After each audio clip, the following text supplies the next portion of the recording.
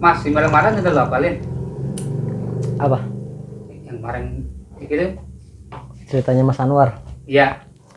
Pengen sih gue bawain, cuman gimana ya, kayak masih nggak tega gitu coy. Soalnya ini ada apa namanya ya, kelakuan orang tua yang menyebabkan si anaknya ibaratnya nyelakain anaknya lah, numbalin anaknya. Tapi udah apa lo? Apal sih, karena gue bukan menjiwai ya, lebih ke pas gue baca email dari Mas Anwar ini ya, kok sampai sebegitunya gitu loh. Ceritain aja kali ya. Yaudah yuk. Ya siapa tahu bisa jadi hikmah, bisa ada pelajaran yang dipetik dari kisah ini ya. Oke. Tapi apa kan? Insya Allah. Kita gas. Oke guys, kali ini gue tidak akan mendatangkan narasumber, tapi gue akan membawakan kisah yang pernah dialami oleh Mas Anwar, salah satu sahabat Penatua yang berada di daerah Tangerang Selatan.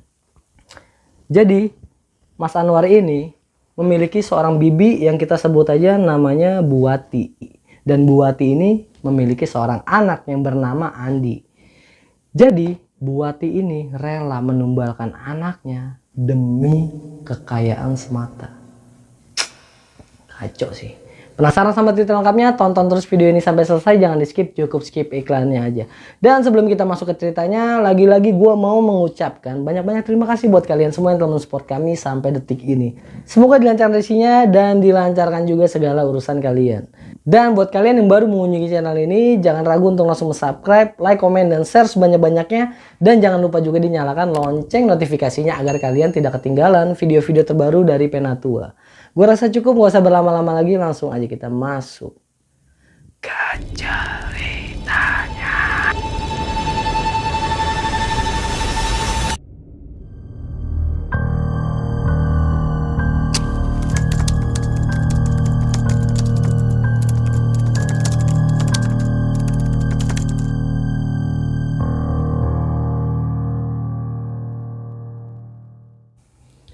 Jadi gini guys ceritanya. Pada tahun 2017 silam, Buati dan keluarganya memiliki peternakan hewan yang dimana itu dikelola oleh suaminya sendiri. Dan peternakan itu lambat laun berkembang pesat sehingga menjadikan Buati bisa dibilang orang nomor satu di kampungnya, paling kaya ya. Setelah beberapa bulan kemudian, suaminya mengalami sakit-sakitan.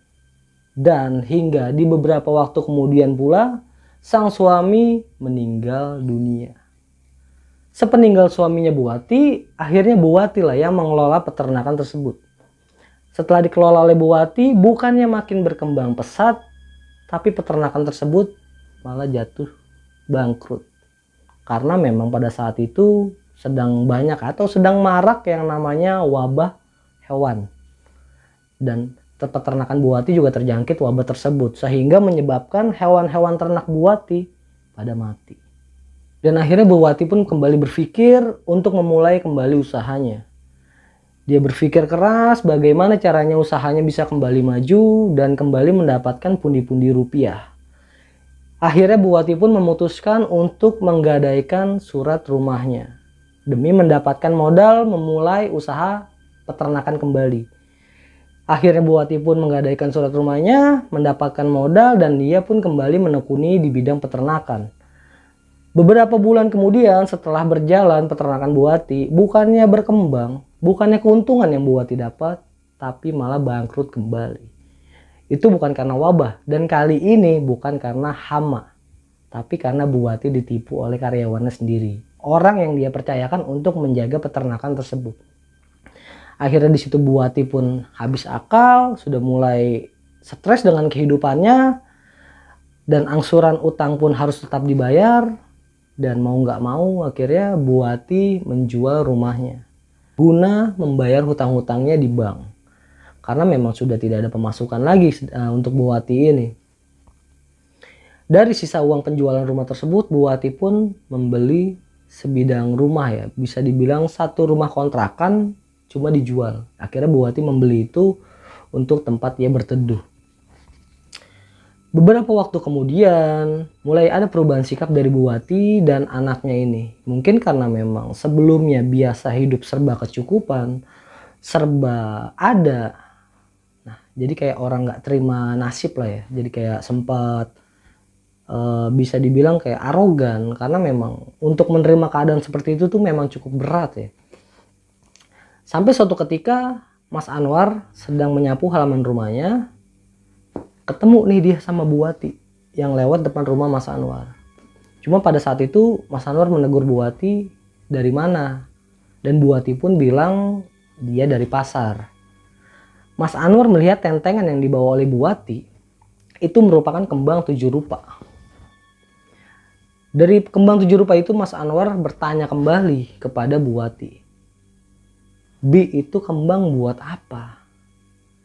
Namun pada kesekian kalinya Bu Wati menjawab, "Ini bukan urusanmu."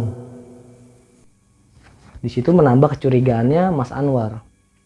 Mas Anwar penasaran, ini bibi gua beli kembang 7 rupa buat apa? Sedangkan rumah dari Bu Wati ini jauh dari pemakaman dan makam keluarganya pun jauh dari pemukiman warga. Di situ pun Mas Anwar mencoba positive thinking, mungkin dia mau bikin apa, tapi tetap yang ada di pikiran Mas Anwar itu keganjilan ya, karena memang nggak lazim lah ya orang beli kembang bunga 7 rupa itu dibawa ke rumah, itu nggak lazim banget kalau bukan untuk sesuatu. Akhirnya singkat cerita Mas Anwar pun bertujuan untuk main ke rumah Bu Wati. Sesampainya Mas Anwar ke rumah baru Bu Wati yang kontrakan dibeli sama dia itu, dia tidak menjumpai Bu Wati, dia cuma ketemu sama si Andi yang sedang memakan mie instan.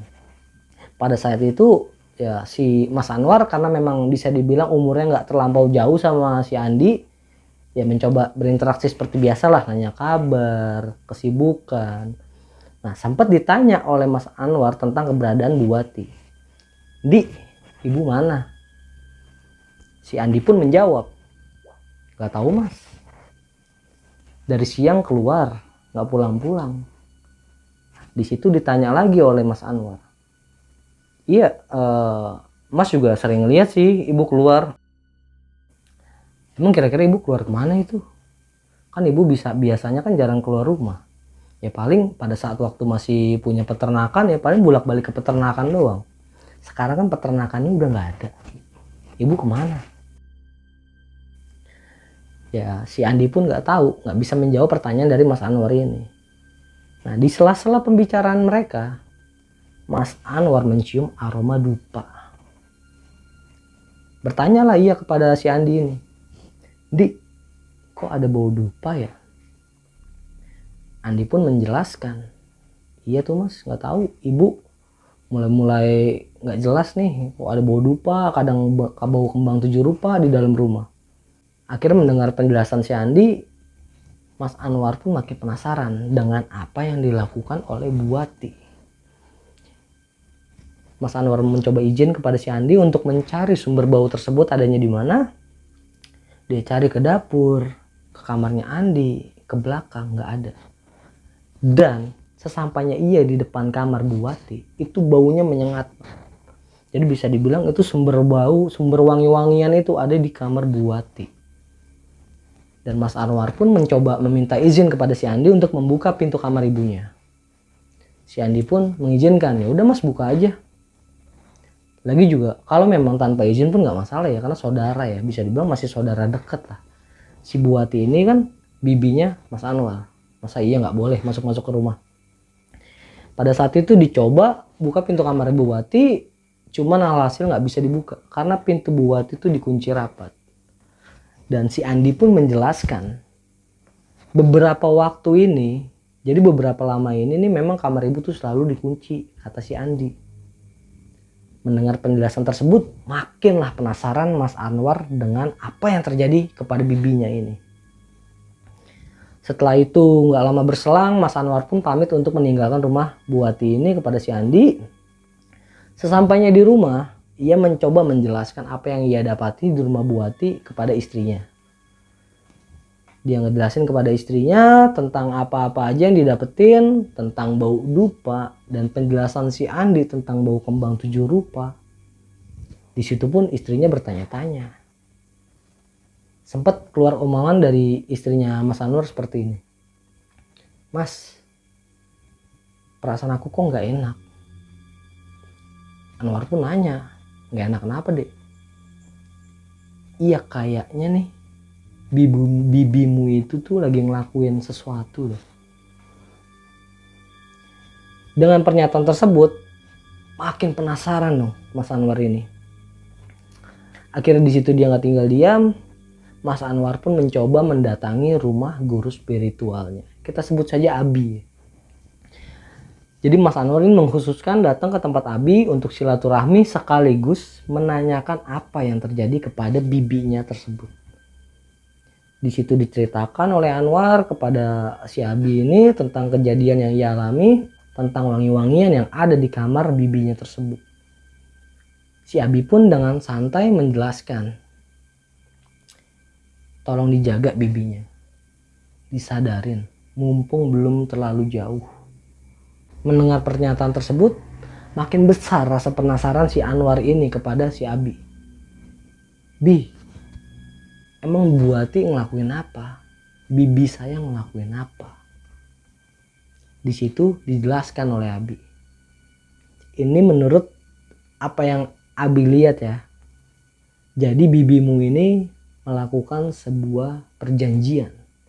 Perjanjian dengan makhluk tak kasat mata. Atau bisa dibilang dia melakukan pesugihan. Yang dimana dari pesugihan tersebut mengharapkan harta benda. Menginginkan kekayaan dengan cara menumbalkan anak kandungnya sendiri. Yaitu si Andi. Wah, gila sih. Jangan sampai dicontoh ya buat kalian yang lagi dalam masa sulit nih. Dan setelah itu, setelah mendengar pernyataan dari Abi tersebut, Anwar pun makin panik dengan apa yang dialami oleh bibinya.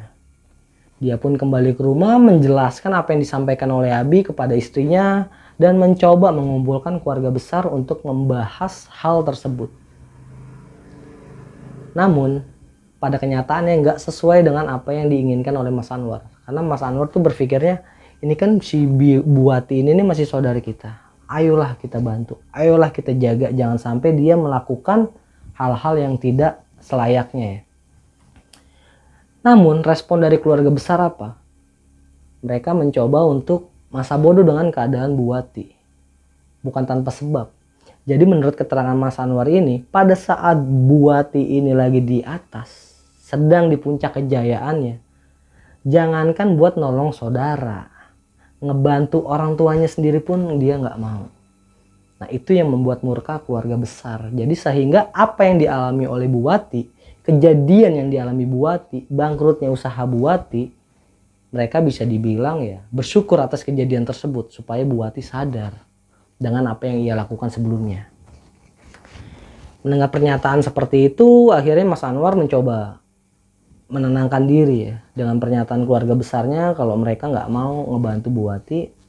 Dia pulang ke rumah, dia mencoba konsultasi lagi sama istrinya.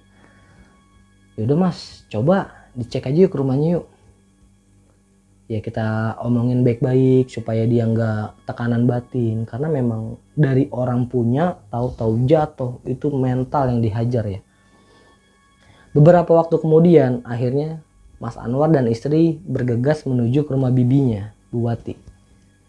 Namun sesampainya di rumah Bu Ati, dia mendapati tuh lampu semua satu rumah itu mati. Penasaran dong nih Mas Anwar. Dia ketuk-ketuk jendela. Biwati. Di situ nggak ada yang nyautin sama sekali. Dia mencoba buka pintu, cuman pintunya dikunci. Dan yang paling bikin penasaran lagi menurut Mas Anwar, pada saat lampu rumahnya semua itu mati, rumah Bu Ati itu lampunya mati semua, dia mencium aroma wewangian, bau dupa, bau kembang 7 rupa. Nah akhirnya di situ dia langsung kembali ke rumah dan mendatangi rumah keluarga besarnya, saudara-saudara yang ada di wilayah situ. Dia menjelaskan tentang apa yang dialami, apa yang dia rasakan di rumah Bu Ati ini. Akhirnya keluarga besar pun penasaran, bener nggak sih? Bener gak sih? Akhirnya mereka pun bergegas mengikuti Mas Anwar ini ke rumah Bu Ati. Dan sesampainya di rumah Bu Wati, memang benar adanya bau-bauan kembang tujuh rupa, bau dupa, itu memang keluarga besar itu mencium itu aroma. Dan di situ pihak keluarga mencoba mendobrak pintu depan rumah Bu Wati. Karena memang dikunci ya sebelumnya. Jadi pada saat dibuka nggak bisa, dibuka paksa lah akhirnya oleh keluarga. Setelah dibuka paksa, itu satu ruangan gelap. Jadi rumah Bu Wati ini cuma ada 2 kamar sama 1 ruang tamu sama dapur. Jadi layaknya kayak rumah kontrakan lah. Karena memang Bu Wati kan beli rumah kontrakan ya, bekas rumah kontrakan. Setelah dibuka, itu gelap gulita. Dan hanya ada satu pencahayaan. Dan itu cahayanya dari kamar Bu Wati. Itu cahaya kayak cahaya api. Yang bersumber dari lilin. Nah akhirnya Mas Anwar dan keluarga mencoba mengetuk pintu kamar Bu Wati. Itu nggak ada sautan. Dan mereka pun mencoba diam. Karena di keheningan itu mereka mendengar sayu-sayu tuh kayak ada lantunan yang dibacakan. Bisa dibilang kayak seperti mantra lah ya. Mereka ketuk, nggak dibuka, didobrak lah akhirnya sama Mas Anwar dan keluarga besarnya. Setelah pintu terbuka, apa yang ditakutkan Mas Anwar dan apa yang disampaikan oleh si Abi, guru spiritualnya Mas Anwar, ternyata benar. Di hadapan keluarga besar, di hadapan Mas Anwar, Bu Wati sedang melakukan ritual. Wah, gila sih. Nekat itu ya. Akhirnya di situ ada perdebatan dan keluarga besar juga menarik Bu Wati keluar, memaksa untuk keluar. Di situ cekcok besar. Dan Bu Wati marah mereka melakukan itu kepada Bu Wati. Bu Wati nggak terima ditegur seperti itu. Karena memang bisa dibilang Bu Wati udah posisi tersudut ya. Harusnya kalau orang udah digerebek dan terbukti apa yang dilihat oleh yang ngegerebek itu harusnya minta maaf, nangis, atau ngerasa bersalah lah dengan apa yang ia lakukan. Tapi enggak, Bu Wati malah sebaliknya. Bu Wati malah marah kepada saudara-saudaranya itu. Dan gak terima diperlakukan seperti itu. Akhirnya Bu Wati mencoba mengusir keluarga besarnya. Dengan cara didorong, setelah keluarga besarnya keluar, pintu ditutup kembali. Cuman pada saat itu karena memang pintu kuncinya udah rusak ya, karena masuknya kan didobrak. Akhirnya mereka keluarga besar pun pulang. Pulang bukan kembali ke rumah masing-masing, melainkan melapor kepada ketua RT setempat. Dengan catatan, oke, gue keluarga, kalau gue nasihatin lu mungkin gue gak didengar. Gue ngundang RT supaya ngeliat apa yang lu lakuin. Akhirnya keluarga besar datang ke tempat RT, menjelaskan apa yang dia lihat, apa yang dilakukan oleh Bu Wati. RT-nya pun penasaran, bener gak sih? Masa ada sih dari warga gue yang ngelakuin kayak gitu? Akhirnya ketua RT tersebut mengikuti para keluarga, ikut bersama keluarga menuju rumah Bu Wati. Dan yang bikin terheran-heran lagi nih ya, kalau udah kegerebek, udah ketahuan yang ngelakuin ritual, menyudahi ya, harusnya menyudahi ya, logikanya. Wah, udah ketahuan, udahlah gue gak usah lanjutin, gue beres-beres dulu supaya nggak makin mencurigakan. Tapi nggak dengan Bu Wati. Setelah ketua RT dan keluarga masuk ke dalam rumah Bu Wati masih melanjutkan ritual yang sebelumnya ia lakukan. Gila, udah nekat banget ya. Nah setelah itu ditegurlah oleh pihak RT. Ditegur oleh pihak RT dan sempat dibawa ke kantor RT, ke rumah kepala RT. Di situ dicari tahu alasannya kenapa sampai ngambil jalan seperti itu. Karena memang secara tidak langsung tidak merugikan warga sekitar. Tapi hal tersebut tuh bisa mencoreng nama kampung di situ. Wajarlah Pak RT marah kepada Bu Wati. Akhirnya di situ Bu Wati bersikukuh. Dia tetap mengimani, dia tetap meyakini apa yang dia lakukan itu benar. Akhirnya di situ tidak selesai masalah, nggak selesai, Bu Wati pun memaksa diri untuk pulang ke rumah dan meninggalkan keluarga besar yang lagi ada di rumahnya Pak RT. Akhirnya Pak RT dan keluarga pun mencoba mencari solusi atas masalah yang dihadapi oleh Bu Wati ini.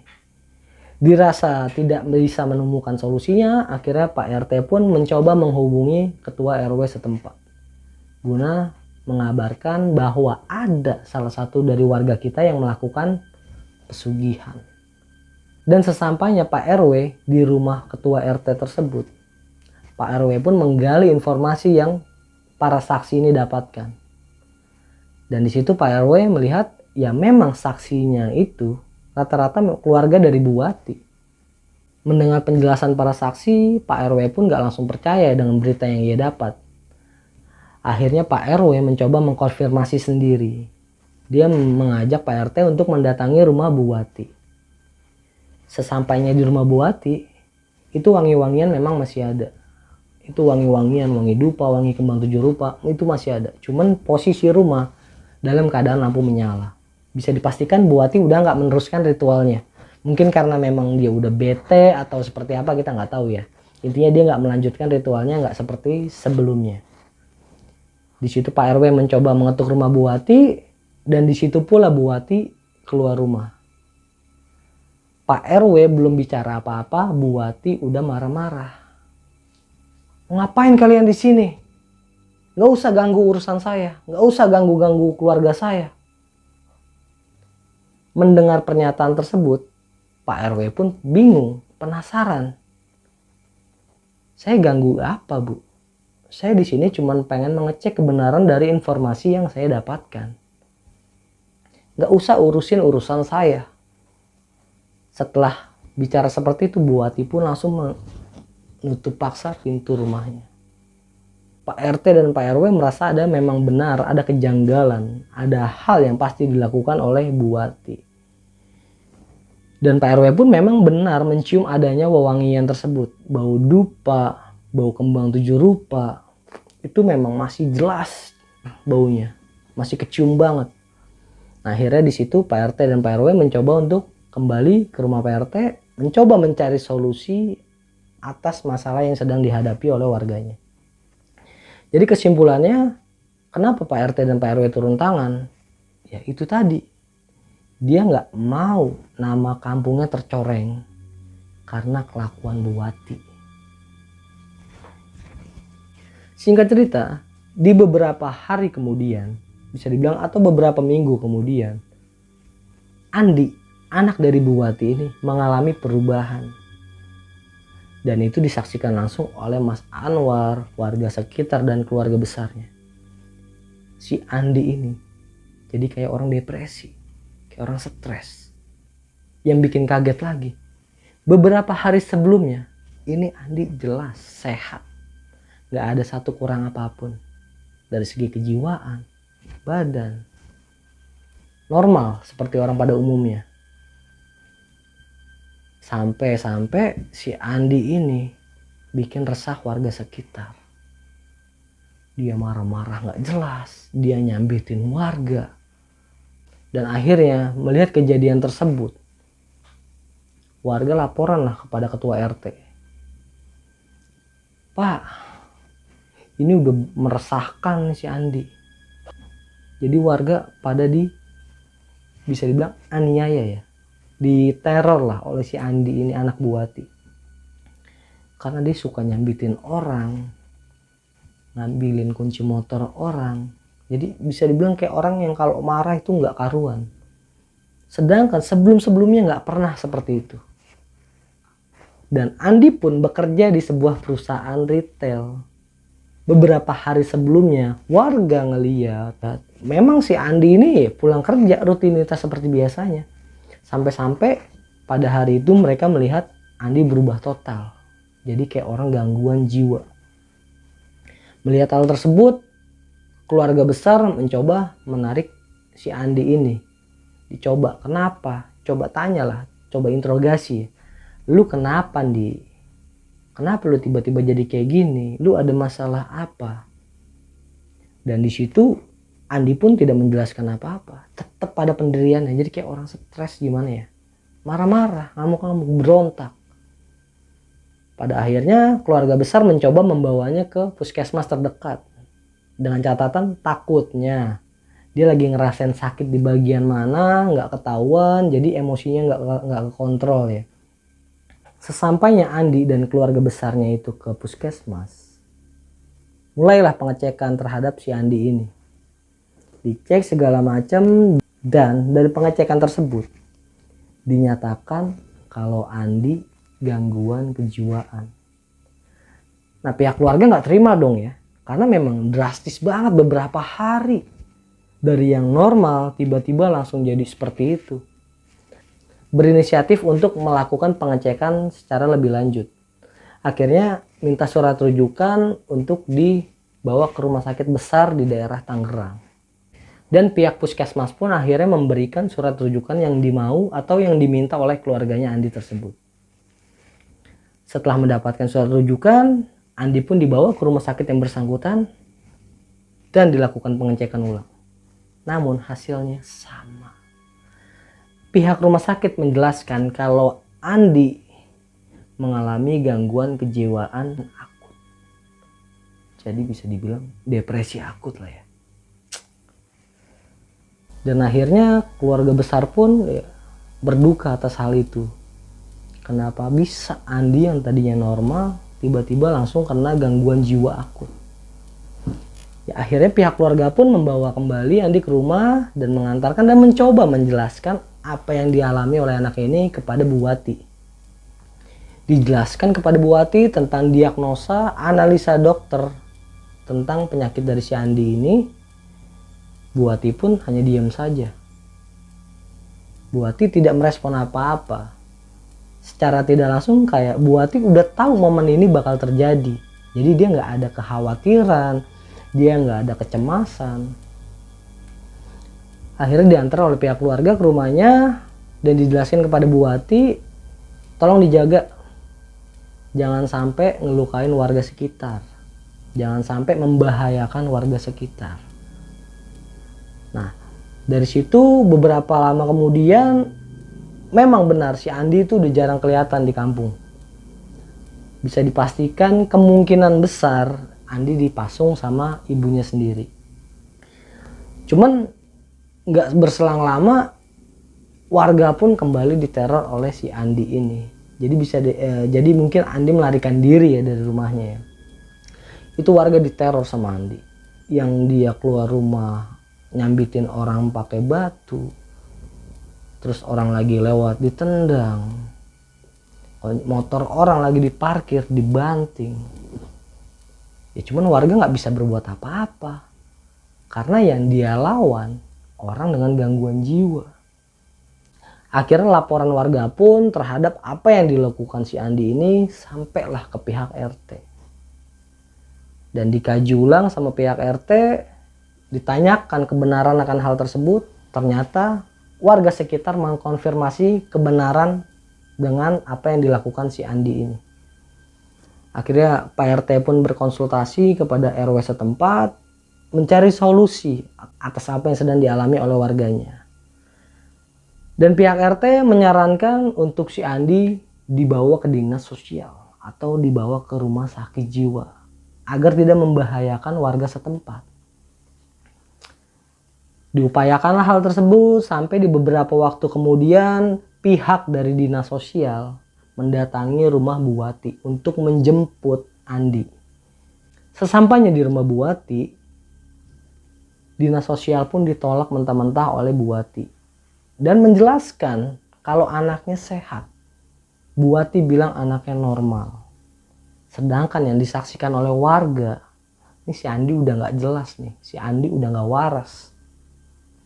Karena memang dari dinas sosial, kalau nggak mendapatkan persetujuan dari orang tuanya, dari keluarganya, itu pasien nggak bakal bisa dibawa. Ya akhirnya apa? Andi pun mendapat kebebasan lagi. Dan warga pun kembali diteror oleh si Andi ini. Selang beberapa waktu kemudian, mungkin ya, karena memang mendapat tekanan dari warga, melihat apa yang dilakukan oleh anaknya sendiri, akhirnya Bu Wati pun ikut kena gangguan jiwa. Jadi Bu Wati bisa dibilang stres juga ya, gila juga ya. Setelah kejadian itu, di kampung itu tuh makin tersebar teror. Karena bukan Andi doang nih yang jadi troublemaker nih. Sekarang ibunya Bu Wati ini sama. Dia meneror warga sekitar. Setiap ada orang yang lewat disambit. Ada anak kecil dijorokin. Itu mulai meresahkan banget. Dan gak lama berselang setelah kejadian itu, Andi pun meninggal dunia. Sedih sih gue kalau ceritain ini ya. Buat kalian yang penasaran apa penyebab Andi bisa meninggal dunia dan bagaimana kelanjutan dari kisah ibunya Andi ini, apakah dia bakal kaya? Kita lanjut di part 2. Bye.